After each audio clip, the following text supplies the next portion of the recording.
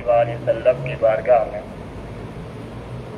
صلاۃ و سلام عرض کرنے کے بے شمار فضائل احادیث روایات میں ملتے ہیں۔ حضور تاجدار مدینہ راحت قلب و سینہ باعث نزول سکینہ صاحب معطر مدینہ صلی اللہ تعالی علیہ وسلم نے ارشاد فرمایا، اپنی مجلسوں کو مجھ پر درود پاک پڑھ کر آراستہ کیا کرو کہ تمہارا درود پاک پڑھنا کل روز قیامت تمہارے لیے نور ہوگا۔ اللہ تبارک و تعالی ہمیں کثرت کے ساتھ درود و سلام پڑھنے کی توفیق عطا فرمائے۔ آج 22 ذی الحج ہے۔ گزشتہ جمعۃ المبارک کو مسلمانوں کے تیسرے خلیفہ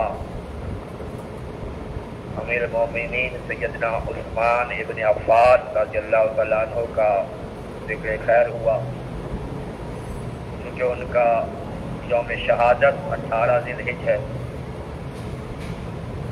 اور آج سیدنا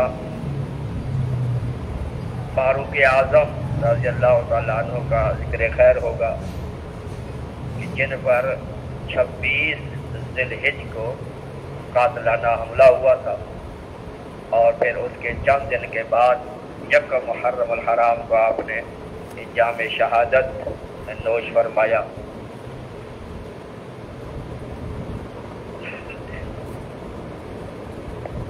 جو آیت مقدسہ تلاوت کی ہے، اللہ تبارک و تعالی ارشاد فرماتا ہے، یا ایھا النبی حسبک اللہ، اے غیب کی خبریں دینے والے محبوب صلی اللہ تعالی علیہ وسلم، حسبک اللہ، اللہ تمہیں کافی ہے، ومن اتبعک المؤمنین، اور جو تمہارے پیروکار ہیں، تمہارے ساتھی ہیں، یہ بھی تمہیں کافی اور وافی ہے۔ یہ آیت مقدسہ کب نازل ہوئی؟ جب سیدنا عمر فاروق رضی اللہ تعالیٰ عنہ ایمان لے کر آئے، اسلام جب انہوں نے قبول کیا تو انہوں نے عرض کیا، یا رسول اللہ صلی اللہ علیہ وسلم، جھوٹے خداؤں کی عبادت تو سر عام ہو، کفار مشرکین خانہ کعبے کے اندر بت رکھ کر ان کی پوجا کریں اور شرک کا علی اعلان اظہار کریں، اور سچے رب کی ہم عبادت پوشیدہ ہو کر کریں، وہ جھوٹے خداؤں کا علی اعلان اظہار کریں اور ہم سچے رب کا جو ہے وہ چھپ کر ایسا کریں۔ لہذا سرکار دو عالم صلی اللہ تعالی وسلم کی اجازت سے صحابہ کرام کی 2 صفیں بنائی گئی، 2 لائنیں، 2 قطاریں بنی۔ ایک قطار کے اندر سیدنا امیر حمزہ تھے، اور اگلی دوسری قطار میں سیدنا فاروق اعظم، اور رضی اللہ تعالی عنہ، اور سیدنا فاروق اعظم رضی اللہ تعالی اس موقع پر عرض کیا، حسبک اللہ وانا، یا رسول اللہ صلی اللہ علیہ وسلم، اللہ بھی آپ کے لیے کافی اور میں بھی آپ کے لیے کافی ہوں۔ جب یہ انہوں نے عرض کیا تو اللہ تعالیٰ پھر یہ آیت مقدسہ نازل فرما دی، یا ایھا النبی حسبک اللہ ومن اتبعک من المؤمنین، اے محبوب صلی اللہ تعالی علیہ وسلم، اللہ بھی تمہیں کافی ہے اور تمہارے جو پیروکار ہیں یہ بھی تمہیں کافی ہے۔ سیدنا فاروق اعظم رضی اللہ تعالی عنہ سے 39 ایک کم 40 لوگ اسلام قبول کر چکے تھے، آپ 40ویں مسلمان ہیں۔ انہوں نے اسلام قبول کیا، اس لیے آپ کو متمم الاربعین کہا جاتا ہے، یعنی 40 کو پورا کرنے والے سیدنا فاروق اعظم رضی اللہ تعالیٰ عنہ۔ اور آپ کا زمانہ جہلیت میں بھی نام عمر ہے اور بعد میں بھی آپ کا نام عمر ہے، اور عمر کا مطلب ہوتا ہے آباد کرنے والا، آباد رکھنے والا۔ اس لیے انسان کے پیدا ہونے سے مرنے تک جو پیریڈ ہوتا ہے اس کو عمر کہا جاتا ہے کہ انسان کی زندگی کو وہ آباد رکھتا ہے، انسان کو آباد رکھتا ہے، لہذا اس کو بھی عمر کہا جاتا ہے کہ اس کی عمر اتنی ہے، یہ اتنے سال ہو گئے دنیا میں آئے ہوئے۔ تو عمر کا معنی ہے آباد رکھنے والا اور آباد کرنے والا۔ عمر رضی اللہ تعالی عنہ کے اسلام لانے سے میرے آقا صلی اللہ تعالی علیہ وآلہ وسلم اللہ کے بارگاہ میں دعا کیا کرتے، اللہم اعز الاسلام بعمر بن الخطاب خاصا۔ اور یہ بتاتا چلوں کہ عمر رضی اللہ تعالیٰ کے والد کا نام خطاب بن نفیل ہے، والدہ کا نام حنتمہ بنت ہاشم ہے جو کہ ابو جہل کی سگی چچا زاد بہن ہے، اور ابو جہل ہشام کا بیٹا ہے، فاروق اعظم رضی اللہ، اور یہ اس کا نام بھی عمر تھا، ابو جہل کا نام بھی عمر ہے، عمر بن ہشام، اور فاروق اعظم کا نام عمر بن خطاب ہے۔ تو میرے آقا دونوں کے لیے دعا کرتے، لیکن زیادہ تر آپ دعا عمر بن خطاب کے لیے کہتے کہ یا اللہ اس عمر کے ذریعے اسلام کو عزت عطا فرما، اللہم اعز الاسلام بعمر بن خطاب خاصا رضی اللہ تعالیٰ۔ اور ایک مرتبہ حضور نبی کریم صلی اللہ تعالی علیہ وآلہ وسلم نے فاروق اعظم کو دیکھا تو آپ نے تبسم فرمایا، آج کہ یا رسول اللہ صلی اللہ علیہ وسلم آپ مجھے دیکھ رہے ہیں اور تبسم فرما رہے ہیں، کوئی خاص وجہ؟ میرے آقا صلی اللہ تعالی وسلم فرمایا ہاں اس کی ایک خاص وجہ ہے۔ آج کہ یا رسول اللہ کیا وجہ؟ فرمایا جب یوم عرفہ ہوتا ہے اور حاجی لوگ میدان عرفات میں جمع ہوتے ہیں تو اللہ تعالیٰ ان حاجیوں کے لیے فرشتوں پر فخر فرماتا ہے کہ دیکھو میرے بندے کہاں کہاں سے آ کے میری بارگاہ میں توبہ استغفار کر رہے ہیں، کیسے کیسے مجھے یاد کر رہے ہیں۔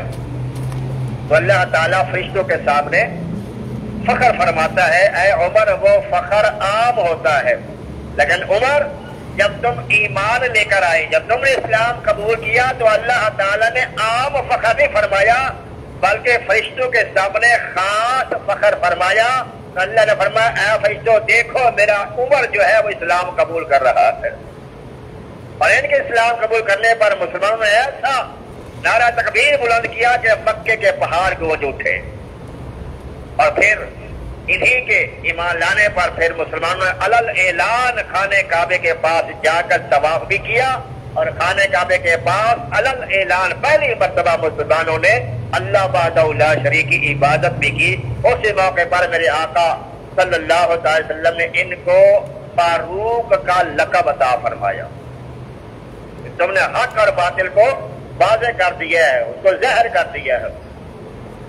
آپ کا نام آسمانوں میں فاروق، انجیل میں آپ کو کافی کے نام سے یاد کیا گیا، تورات میں منطق الحق کے نام سے، اور جنت میں آپ کا نام سراج ہے۔ کنیت آپ کی ابو حفص ہے۔ جنگ بدر میں حضور نبی کریم صلی اللہ علیہ وسلم نے خود آپ کو ابا حفص کہہ کر پکارا، اور عربی زبان میں حفص شیر کے بچے کو کہتے ہیں۔ قیامت کے دن ندا ہوگی، عمر فاروق کہا ہے، جب وہ حاضر ہوں گے تو اللہ تبارک و تعالی ارشاد فرمائے گا اے ابو حفص تمہیں مبارک ہو، یہ ہے تمہارا اعمال نامہ، چاہو تو اسے پڑھو چاہو تو اسے نہ پڑھو۔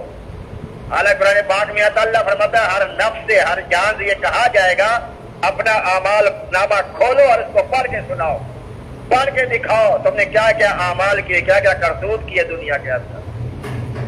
لیکن فاروق اعظم کے بارے میں آقا فرماتے ہیں اللہ تعالیٰ اعمال نامہ فاروق اعظم کو پکڑائے گا، اللہ فرمایا کہ عمر اب تمہاری مرضی ہے اپنا اعمال نامہ پڑھو یا نہ پڑھو۔ اور وہاں پر بھی اللہ تعالیٰ آپ کو ابا حفص کہہ کر جو وہ پکارے گا۔ سب سے پہلے آپ کو امیر المومنین کہا گیا، صدیق اکبر رضی اللہ تعالیٰ عنہ خلیفہ رسول اللہ کہا جاتا ہے۔ جب سیدنا فاروق اعظم مسلمانوں کے خلیفہ بنے تو ان کو امیر المومنین کے لقب سے جو وہ پکارا جانے لگا، اور آپ متمم الاربعین ہیں، 40ویں آپ مسلمان ہیں۔ ایک بار ایک کرشی شخص نے مولا علی شیر خدا رضی اللہ تعالیٰ عنہ سے عرض کیا آپ خطبے میں اکثر یہ دعا مانگتے ہیں، اللہم اصلحنا بما اصلحت بہ الخلفاء الراشدین المہدیین، کہ اے اللہ ہمیں بھی وہ خوبیاں عطا فرما جو تو نے ہدایت یافتہ خلفاء کو عطا فرمائی۔ اس شخص نے مولا علی سے پوچھا کہ آپ کن کے بارے میں دعا کرتے ہیں کہ کن جیسا آپ کو بنایا جائے؟ تو مولا علی مشکل کشا رضی اللہ عنہ جب یہ سنا تو آپ کی آنکھیں بھر آئیں، فرمایا ہم حبیبائی ابو بکر و عمر، اور میرے دوست سیدنا صدیق اکبر سیدنا فاروق اعظم ہے، امام الہدا و شیخ الاسلام، یہ دونوں ہدایت کے امام اور اسلام کے شیخ ہیں۔ یعنی فاروق اعظم اور صدیق اکبر جیسا بننے کی دعا مولا علی فرمایا کرتے تھے۔ اور فاروق اعظم عام الفیل کے 13 سال کے بعد پیدا ہوئے، یعنی حضور نبی کریم سے صلی اللہ علیہ وسلم 13 سال آپ چھوٹے ہیں، اور آپ کی رنگت بہت سفید تھی، لمبے قد والے جسیم تھے، آپ کی داڑھی گھنگریالی تھی، آپ کی مونچھیں درمیان سے خشک ہوتی تھی، لیکن دائیں بائیں سے آپ کی مونچھیں بڑی ہوتی تھی۔ اور اب بھی کئی بزرگوں سے یہ ثابت ہے کہ ان کی مونچھیں جو ہوتی جو درمیان سے باریک ہوتی تھی، جیسے شریعت کا حکم ہے، میرے آقا فرماتے ہیں صلی اللہ علیہ وسلم کہ اپنی مونچھیں پست کرو اور داڑھیوں کو معافی دو، اس کو بڑھنے دو، اور ایک مٹھی رکھنا یہ واجب ہے داڑھی کا، ایک مٹھی سے کٹانا، کٹا کر چھوٹی کرنا یہ ہمارے حنفی میں حرام ہے، ناجائز ہے، گناہ ہے۔ میرے آقا نے اس کو ناپسند فرمایا۔ صحابہ کرام سے یہ بات ثابت ہے کہ وہ ایک مٹھی سے کم داڑھی نہیں رکھتے تھے، ایک مٹھی سے کٹانا یہ شریعت میں حرام ہے، ناجائز اور گناہ ہے۔ اور آپ کی داڑھی جو تھی وہ گھنگریالی تھی، مونچھیں جو اتنی پست ہونی چاہیے جیسے ابرو ہوتے ہیں، زیادہ بڑی مونچھیں رکھنا جس سے اوپر والے لب جو چھپ جائے یہ حرام ہے، گناہ ہے۔ لہٰذا مونچھیں جو چھوٹی ہونی چاہیے، داڑھی جو کم از کم ایک مٹھی ہونی چاہیے۔ اور آپ مہندی کا خضاب لگایا کرتے تھے۔ قبیلہ قریش میں جب اسلام داخل ہوا تو اس وقت صرف 17 بندے تھے جو لکھنا پڑھنا جانتے تھے، ان میں ایک فاروق اعظم رضی اللہ تعالیٰ عنہ بھی تھے۔ آپ کو نہ صرف عربی زبان آتی تھی بلکہ عبرانی زبان میں بھی مکمل عروج حاصل تھا۔ ایک مرتبہ آپ تورات کا نسخہ لے کر سرکار کی بارگاہ میں حاضر ہوئے۔ موسیٰ علیہ السلام میں جو کتاب نازل ہوئی تورات کا اصلی نسخہ، اس میں ابھی تعریف نہیں ہوئی تھی، خالص تورات شریف کا نسخہ کتاب لے کر سرکار دو عالم کی بارگاہ میں حاضر ہوئے۔ میرے آقا صلی اللہ علیہ وسلم نے پوچھا کہ عمر یہ کیا لائے ہو؟ آج کے یاسیہ تورات کا نسخہ ہے، اس کا مطالعہ کروں گا۔ جب آپ نے یہ سنا تو میرے آقا کا چہرے کا رنگ سرخ ہو گیا جیسے انار کا رنگ ہوتا ہے۔ تو میرے آقا صلی اللہ تعالیٰ علیہ وسلم نے ارشاد فرمایا، اے عمر، اگر اس وقت بھی موسیٰ علیہ السلام حیات ظاہری میں ہوتے تو وہ بھی میری شریعت پر عمل کرتے، میرے قرآن پر عمل کرتے۔ یعنی آپ نے ایک طرح سے خفگی کا اظہار فرمایا کیا قرآن تمہارے لیے کافی نہیں ہے جو تم تورات کا مطالعہ کر رہے ہو؟ اسی بات کی طرف حدیث کو سامنے رکھتے ہوئے ہمارے علماء فرماتے ہیں کہ ہمیں بدعقیدہ بد مذہبوں کی کتابوں کے پاس نہیں جانا چاہیے، بدعقیدہ لوگوں کی کتابوں کا مطالعہ نہیں کرنا چاہیے، بدعقیدہ بد مذہبوں کی مجلسوں میں ان کی تقریریں نہیں سننی چاہیے۔ ہو سکے کوئی ان کی بات بد مذہبی والی گمراہی والی بات ہمارے دل میں گھر کر جائے اور ہم بھی گمراہ ہو جائے، اس لیے ان سے دور رہنا چاہیے۔ تو میرے آقا صلی اللہ علیہ وسلم نے منع فرمایا ہے۔ ہاں، جب مکمل عبور حاصل ہو جائے، عالم ہو جائے، تو ان کا رد کرنے کے لیے پھر علماء کرام جو ان کی کتابوں کا مطالعہ کرتے ہیں۔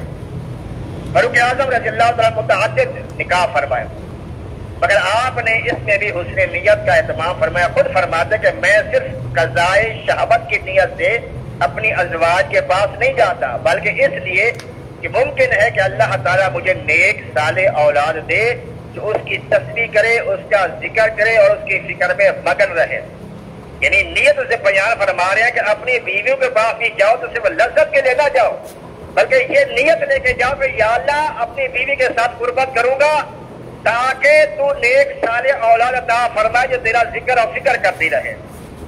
جب یہ نیت کریں گے تو کہتے ہیں، بلکہ ایک روایت میں آتا ہے کہ جو بندہ بسم اللہ شریف پڑھنے کے بعد اپنی زوجہ کے پاس جاتا ہے، قربت کرتا ہے، اور جو بچہ اس سے پھر پیدا ہوتا ہے روایت میں آتا ہے بچہ زندگی میں جتنے سانس لے گا اس بندے کو اسی سانسوں کے بدلے اللہ نیکیاں عطا فرمائے گا. اور زندگی میں کتنے سال وہ جیے گا, کتنے سانسیں لے گا, تو جانے کتنی نیکیاں اللہ اس کو عطا فرمائے گا جو بسم اللہ شریف پڑھنے کے بعد اپنی زوجہ کے پاس جاتا ہے. اللہ تعالیٰ ہمیں بھی سمجھ عطا فرمائے. تو آپ نے کل 8 نکاح فرمائے, یعنی ایک وقت میں آپ کے 4 نکاح تھے. پھر آپ طلاق دیتے یا فوت ہو جاتی, تو اس طرح آپ نے 8 نکاح آپ نے ٹوٹل جو فرمائے. 2 باندیاں تھیں آپ کی, جن میں سے 10 بیٹے اور 4 آپ کی بیٹیاں ہیں. سب سے پہلا نکاح آپ نے زینب بنت مظعون سے کیا, جو کہ حضرت عثمان بن مظعون رضی اللہ تعالیٰ عنہ کی بہن ہے. یہ صحابی رسول ہے عثمان بن مظعون, اور یہ پہلے صحابی ہیں جن کو میرے آقا نے اپنی موجودگی میں جنت البقیع میں دفن فرمایا. اور ان کے دفنانے کے بعد ان کے سرہانے میرے آقا نے ایک بڑا پتھر رکھا اور فرمایا ہم اس پتھر کے ذریعے عثمان کی قبر کی پہچان رکھیں گے. یعنی قبر کے اوپر کی پہچان کے کوئی چیز لگانا, تختی لگانا, یہ شریعت میں جائز ہے.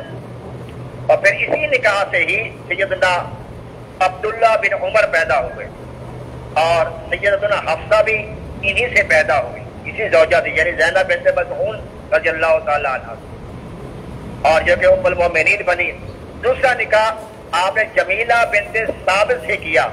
زمانہ جہلیت میں ان کا نام آسیہ تھا, عین سے, عین الفاظ سوال یا آسیہ.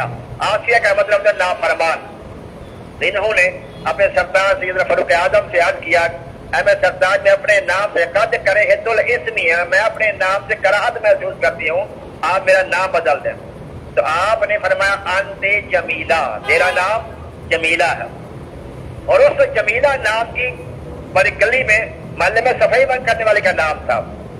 تو آپ کی زوجہ آپ سے ناراض ہوگی کہ آپ نے مجھے نام بھی دیا تو وہ صفائی کرنے والی کا نام دیا جو گلی محلے میں صفائی کرتی ہے. جو ناراض ہوئی اور سرکار کے بارگاہ میں حاضر ہوگی, اور آج کیا یار یہ معاملہ نہیں آج کیا سرکار کے بارے, بلکہ یہ کہا یا رسول اللہ قد کرے تو اسمی, جب اپنے شوہر سے کہا ویسے سرکار سے عرض کیا قد کرے تو اسمی, یا رسول اللہ اپنے نام سے کراہت محسوس کرتی ہو, آپ میرا نام بدل دیں. میرے آقا صلی اللہ علیہ وسلم فرمایا فوراً فرمایا انت جمیلہ, تیرا نام جمیلہ ہے. تو بڑی حیران ہوئی کہ یا رسول اللہ صلی اللہ علیہ وسلم میں نے اپنے سرتاج فاروق اعظم سے کہا تو انہوں نے بھی جمیلہ کہا, اور آپ سے کہا تو آپ نے جمیلہ کہا. میرے آقا نے فرمایا کیا تو جانتی نہیں کہ عمر کی زبان پہ ہمیشہ حق اور سچ ہی نکلتا ہے. اور میرے آقا فرماتے ہیں ہر امت میں ایک محدث ہوتا ہے. صحابہ کرام کہ یا رسول اللہ محدث کون ہوتا ہے؟ فرمایا محدث وہ ہوتا ہے کہ جس کی زبان پر اللہ کے فرشتے کلام کرتے ہیں. زبان اس کی ہوتی ہے اور باتیں کس کی ہوتی ہیں؟ فرشتوں کی باتیں ہوتی ہیں. اور فرمایا کہ میری امت کا محدث جو ہے وہ عمر فاروق ہے کہ ان کی زبان پر فرشتے کلام کرتے ہیں. تیسرا نکاح آپ نے سیدہ فاطمہ سیدہ مولا علی کی بیٹی ام کلثوم سے فرمایا, یعنی عمر فاروق مولا علی کے داماد بھی ہیں, اور حق مہر میں 40,000 درہم دیے جو آج کے حساب سے کئی لاکھ روپے بنتے ہیں.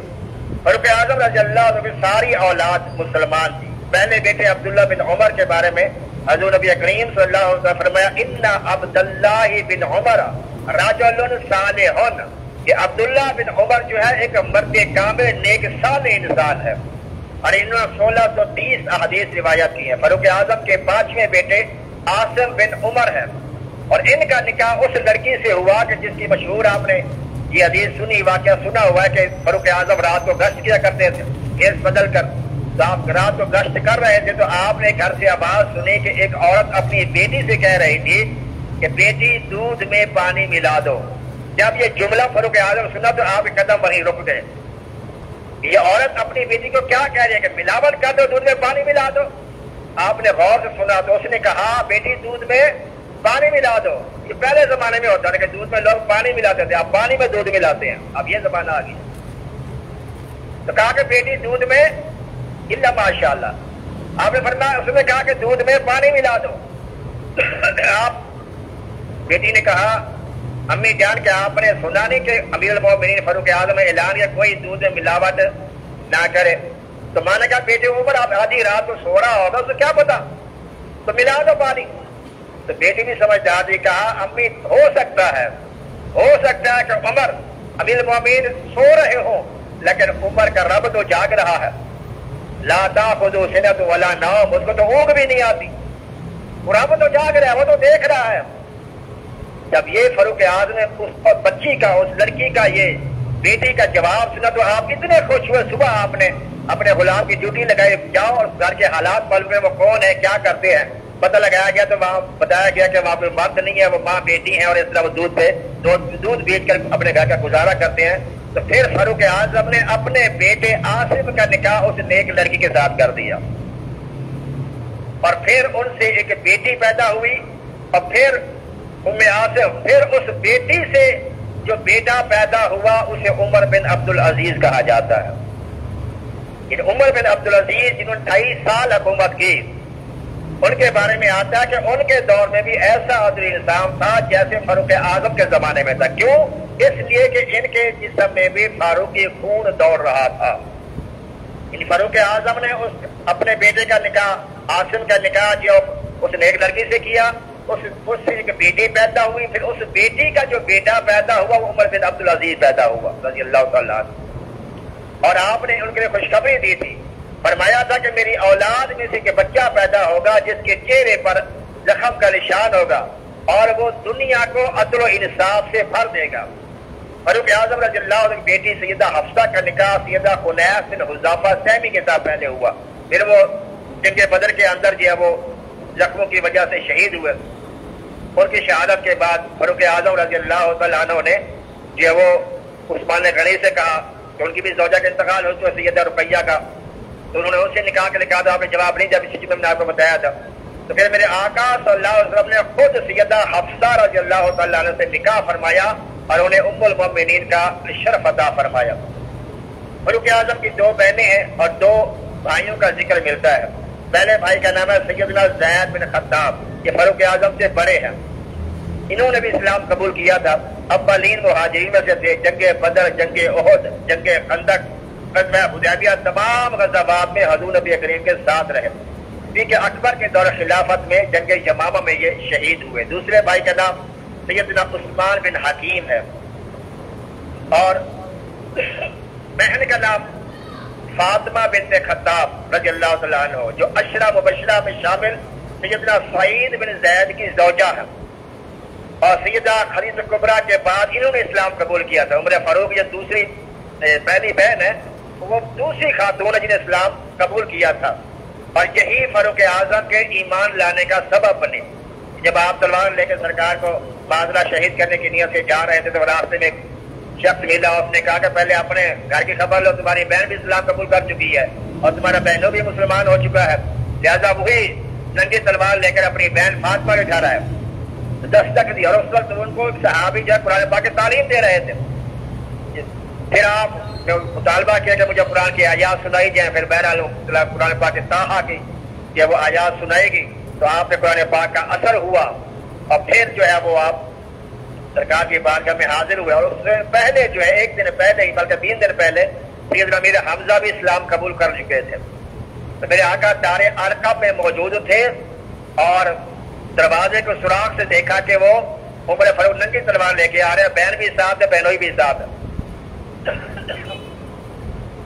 تو کہا گیا کہ یہ اصل عمر آ رہا ہے اور وہ تلوار لے کر آ رہا ہے. تو سیدنا امیر حمزہ کھڑے ہوئے آج کہ یا رسول اللہ صلی اللہ علیہ وسلم، اگر عمر صحیح نیت سے آ رہا تو ٹھیک، اگر عمر کی نیت خراب ہوئی، غلط ہوئی، تو اسی کی تلوار سے سر جدا کر دیا جائے گا.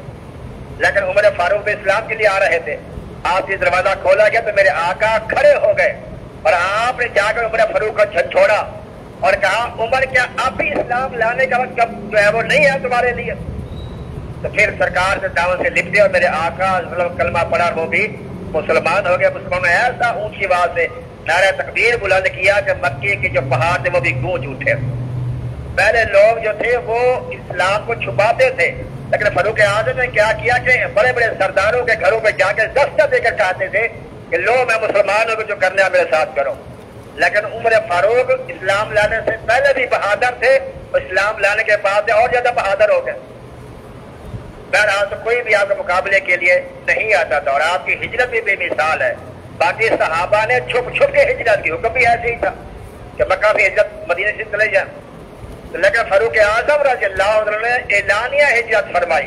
آپ خانہ کعبہ کے پاس آئے اور وہاں پر بڑے بڑے سردار وہاں ابو جہل وغیرہ جو سارے بیٹھے ہوئے تھے اور آپ نے ان سے یہ کہا شاہ دل وجوہ، تمہاری شکلیں بگڑ جائیں، تمہارے چہرے بدل جائیں، تمہارا ناس ہو جائے. یعنی کہ آپ نے فرمایا کہ میں ہجرت کر کے جا رہا ہوں، اگر کسی نے اپنی بیوی کو بیوہ کرنا ہو، بچوں کو یتیم کرنا ہو تو میرے مقابلے کے لیے آئے کہ میں ہجرت کر کے جا رہا ہوں علل اعلان. تو کوئی کافر بھی آپ کے مقابلے کے لیے نہ آیا.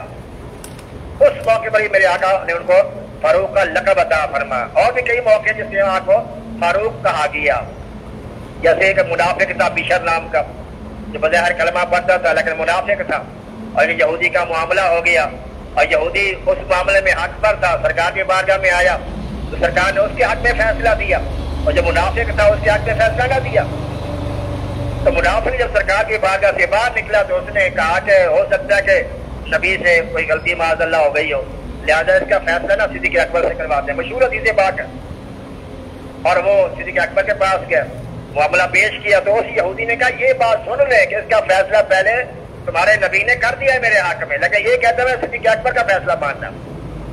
صدیق اکبر نے کہا کہ جس کا فیصلہ رسول اللہ کر دیا تو میری کیا ہمت ہے کہ میں اس میں تبدیلی کروں، اور میں جو رسول اللہ کا فیصلہ ہے وہی صدیق اکبر کا فیصلہ ہے. اس سے باہر نکلے، اس نے کہا کہ نہیں ہو سکتا، ان سے بھی غلطی ہوگی، چلو عمر فاروق سے فیصلہ کراتے ہیں. تو عمر فاروق کے پاس گئے اور ان سے کہا کہ یہ معاملہ ہے. پھر یہودی نے ان سے بھی کہا اس کا فیصلہ میرے حق میں تمہارا نبی کر چکا ہے اور تمہارا صدیق اکبر بھی میرے حق میں فیصلہ کر چکا ہے، لیکن یہ شخص کہتا ہے کہ میں نے عمر کا فیصلہ ماننا ہے. جب آپ یہ سنا تو آپ اندر گئے، تلوار لی اور آ کر فوراً اس کا سردند جدا کر دیا منافق کا. جو رسول اللہ کا فیصلہ نہ مانے، جو صدیق اکبر کا نہ فیصلہ مانے، وہ عمر اس کی تلوار فیصلہ کرے گی. اب منافقین کو موقع مل گیا، عمر سے ویسے وہ تنگ تھے کہ آپ موقع مل گیا، خون کا بدلہ خون، لہٰذا ہم تو مطالبہ کر رہے ہیں کہ یا رسول اللہ آپ اس نے مسلمان کو قتل کیا ہے، لہٰذا بدلہ دیا گیا اور اس کو قتل کیا جو عمر کو. تو میرے آقا نے فرمایا مجھے امید نہیں ہے کہ عمر کسی مسلمان پر ہاتھ اٹھائے گا. میں عمر فاروق کو بلایا گیا، انہوں نے کے جاتے سے انہوں نے جو ہے وہ آپ کا فیصلہ نہیں مانا تو میں نے سر اتار دیا اس کا.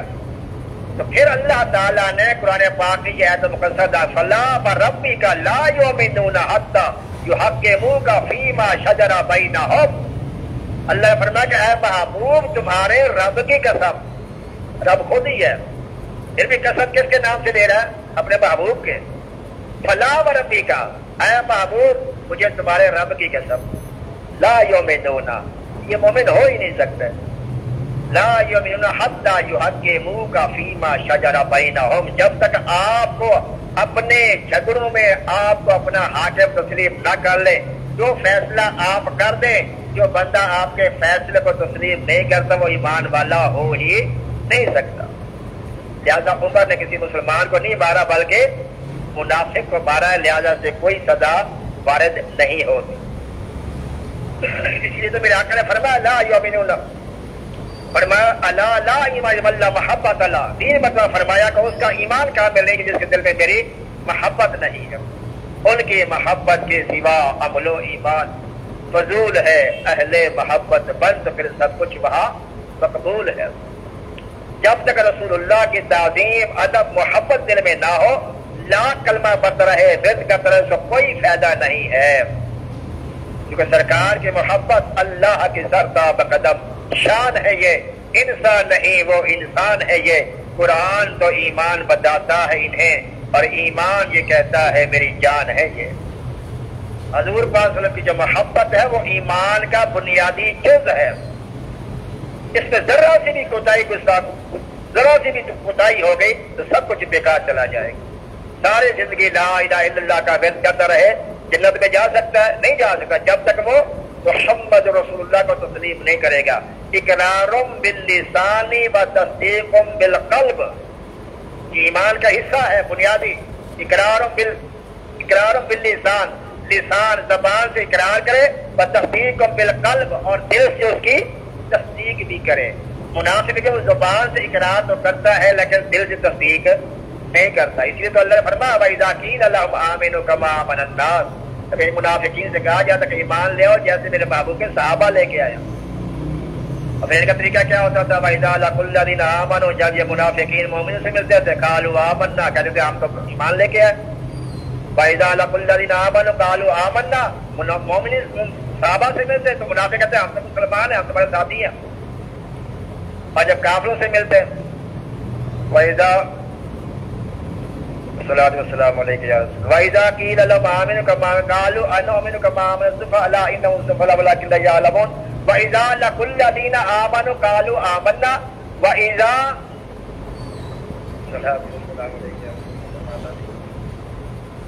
وَإِذَا قِيلَ لَهُمْ آمِنُوا كَمَا آمَنَ النَّاسُ قَالُوا أَنُؤْمِنُ كَمَا آمَنَ السُّفَهَاءُ. یہ کہتے ہیں جب اللہ کہتا ہے کہ میرے محبوب کے صحابہ جیسا ایمان لاؤ تو یہ کہتے ہیں أَنُؤْمِنُ كَمَا آمَنَ السُّفَهَاءُ، تو یہ منافق کہتے ہیں بے وقوف لوگ جیسا ایمان لائے معاذ اللہ. تو اللہ تعالیٰ فرماتا ہے یہ خود بے وقوف ہیں جو صحابہ کو معاذ اللہ بے وقوف کہتے ہیں. دوسرے پڑھائی پڑھے تو سيقول السفهاء، بے وقوف لوگ یہ کہیں گے. بہرحال جب منافقین سے ملتے ہیں تو کہتے ہیں کہ ہم تمہارے ساتھ ہیں، ہم تو مسلمانوں کے ساتھ مذاق کر رہے تھے. انما نحن مستہزئون اللہ یستہزئ بهم ویمدهم فی طغیانہم یعمہون. تو بہرحال سیدنا فاروق اعظم رضی اللہ تعالی عنہ کی شان و عظمت سیدنا جبرائیل امین علیہ السلام سے ایک مرتبہ حضور نبی کریم صلی اللہ علیہ وسلم نے فرمایا کہ میرے عمر کی نیکیاں بیان کرو، میری عمر کی شان کو بیان کرو. کس سے؟ میرے آقا جبرائیل امین جو فرشتوں کے امام ہیں، فرشتوں کے سردار ہیں، ان سے کہا. سیدنا جبرائیل امین علیہ السلام نے عرض کیا یا رسول اللہ عمر کی نیکیاں، ان کے اعمال، ان کی زندگی بیان کرنے کے لیے اگر مجھے عمر نوح یعنی تقریباً 950 سال کا عرصہ بھی مل جائے پھر بھی عمر کی شان بیان نہیں ہو سکتی. یہ کون کہہ رہا ہے؟ تو فرشتوں کا امام ہے. میرے آقا صلی اللہ علیہ وسلم فرمایا کہ اگر میرے بعد کوئی نبی ہوتا تو کون ہوتا؟ عمر ہوتا. اور میں عمر جس گلی سے گزر جائے شیطان وہاں سے نہیں گزر سکتا، اور میں شیطان عمر کے سائے سے بھی دور بھاگتا ہے. اور سیدنا فاروق اعظم رضی اللہ تعالی عنہ فرماتے ہیں کہ تقریباً 21 مقامات ایسے ہیں قرآن پاک میں، یعنی 21 آیات تقریباً ایسی ہیں کہ جو اللہ تعالیٰ نے میرے لیے نازل فرمائی. یعنی جو میں رائے دیتا تھا، جو میں مشورہ دیتا تھا سرکار کو، اسی کے مطابق اللہ تعالیٰ قرآن کی آیت کو نازل فرما دیتا تھا. یعنی 21 آیات ایسی ہیں جو اللہ تعالیٰ نے ان کی تائید میں نازل فرمائی ہیں. جیسے پردے کا حکم آیا، رمضان میں رات کو عورتوں کے پاس جانا منع تھا، ان کی وجہ سے وہ حلال کیا گیا. 21 مقامات ہیں جہاں پر آپ نے جب وہ فاروق اعظم رضی اللہ تعالیٰ عنہ آپ ایک مرتبہ جس کا ذکر تو کوئی بیان کر ہی نہیں سکتا، کما حق کو ہوں جیسے پہلے کہ آپ جبریل امین بھی کر سکے، بس صرف ہاتھ ہی لگانا مقصود ہوتی ہے. سیدنا میرے آقا فرماتے ہیں کہ اپنی مجلسوں کو عمر کے ذکر سے مزین کیا کرو. اور میرے آقا فرماتے ہیں کہ عمر جو ہے یہ کفل جہنم ہے. جب تک عمر دنیا میں حیات ظاہری میں رہیں گے جہنم پہ تالا لگا رہے گا. ایک مرتبہ سیدنا اور خوف خدا، خوف خدا کا عالم کیا تھا آپ کا؟ ایک مرتبہ سیدنا کعب احبار رضی اللہ تعالیٰ عنہ، یہ تابعی ہیں، صحابی نہیں ہیں، یہ سرکار کے ان کے دیدار سے مشرف نہیں ہوئے، یہ تابعی ہیں. فاروق اعظم نے ان سے پوچھا کعب احبار سے کہ ہمیں آخرت کے بارے، یہودیوں کے بہت بڑے عالم تھے، یہ کہا کہ ہم آخرت کے حوالے سے بات سنیں. تو کعب احبار رضی اللہ عنہ فرمایا اے امیر المومنین، اگر آپ قیامت کے دن 70 نبیوں کے عمل کے برابر بھی اعمال لے آئے تو قیامت کی ہول ناکی دیکھ کر آپ اسے بھی حقیر سمجھیں گے. اور اگر جہنم میں سے بیل کے ناک کے برابر مشرق میں کھول دیا جائے تو مغرب میں موجود شخص کا دماغ اس کی گرمی سے ابل کر پگھل جائے گا. قیامت کے دن جہنم اس طرح بھڑکے گا، کوئی مقرب فرشتہ یا نبی یا مرسل ایسا نہ ہوگا جو گھٹنوں کے بل گر کر یہ نہ کہے ربی نفسی نفسی نفسی، اے میرے رب آج میں تجھ سے اپنی بخشش کے علاوہ کچھ نہیں مانگتا. کہیں گے اور نبی اذهبوا الی غیری، ہو سکتا ہے نبی اپنے لیے کہہ رہا ہوگا، لیکن ایک ہستی ہوگی جو امتی امتی کہہ رہی ہوگی، اور وہ ذات ہوگی میرے آقا مولا محمد مصطفیٰ صلی اللہ علیہ وسلم کی، کہ کہیں گے اذهبوا الی غیری. سارے نبی کہیں گے کسی اور کے پاس جاؤ، کسی اور کے پاس جاؤ. لیکن میرے کریم کے لب پر انا لہا ہوگا، میرے آقا وہاں بھی کہہ رہے ہوں گے ہاں ہاں آؤ میں تمہاری شفاعت کروں گا۔ سیدنا فاروق اعظم رضی اللہ تعالیٰ عنہ کو 26 ذی الحجہ کو آپ نے قتلانہ حملہ ہوا نماز فجر کے وقت میں، جس میں آپ شدید زخمی ہوئے، اور پھر چند دن کے بعد یکم محرم الحرام کو آپ نے جب وہ جامع شہادت میں نوش فرمایا۔ انشاءاللہ بقیہ ذکر اگلے جمعے کیا جائے گا۔ اللہ تعالیٰ مجھے اور آپ کا بل کی توفیق عطا